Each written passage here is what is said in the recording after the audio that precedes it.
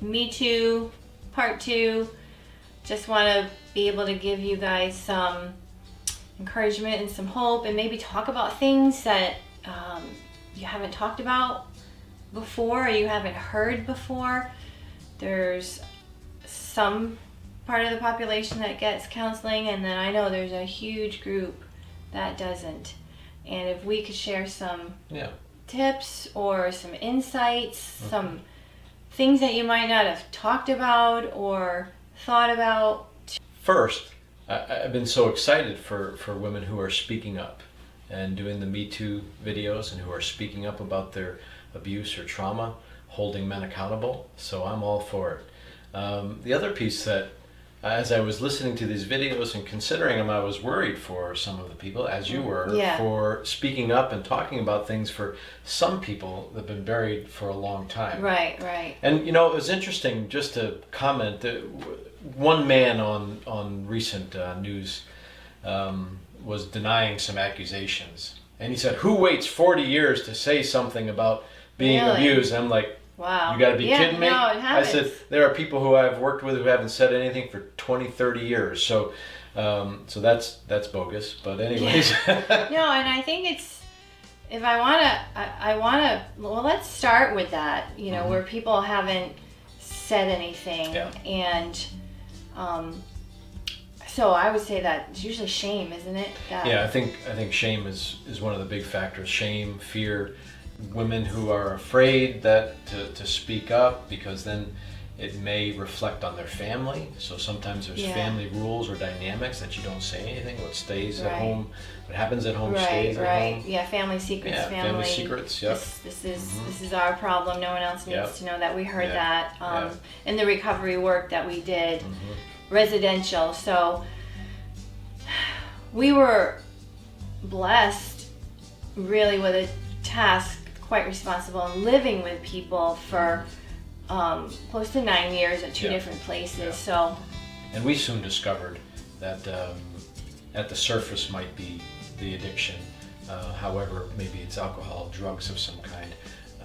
Often, almost all the time, there was something underneath, some trauma that was driving the behavior. So that opened my eyes to another piece of work that really needed to be attended to. And that was helping people work through the trauma of the past. And certainly that was majority of women, but there was many men too who needed to work through this. So again, many of these things that are going on for people are at the surface. And so for me, what's going on underneath that's driving their behavior? And whether people are, and it can go for, then don't forget the spectrum here. We can have people who are really into performance and just high achievers. And even that can be a running from their past. And they excel in something. Others who end up in a life that really struggle with addictions. So it's the level of pain. And I think I had mentioned it before. You could have 3 different girls that suffered date rape, party scene, college, and you can have 3 totally different reactions. One could just be like, yeah, it sucked, and you know, she moves on, and another one is just maybe turns to drugs or drinking, or and I think that's the barometer of whether you should get help is your level of function. So if you can function with your disorder, if you can function with your depression, when you can function with your anxiety, whether you could function with your Me Too story, the level of being able to function or not is pretty much the barometer for seeking help or not. I think for me, I think there's two main things. I think it's one of them.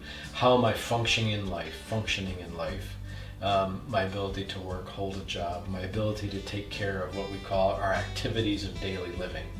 And the second thing is the quality of relationships. And that is a big barometer of really success in life. And so we know that this trauma and things that happen to people impacts our identity, and it impacts our internalized beliefs about ourselves and about the world around us. And our identity and our internal beliefs inform how we behave. And so it's important to understand those dynamics so that we might be able to interact in the world in a better way, in all honesty, to have success in the world, and to have relationships that are quality relationships, ones that are satisfying.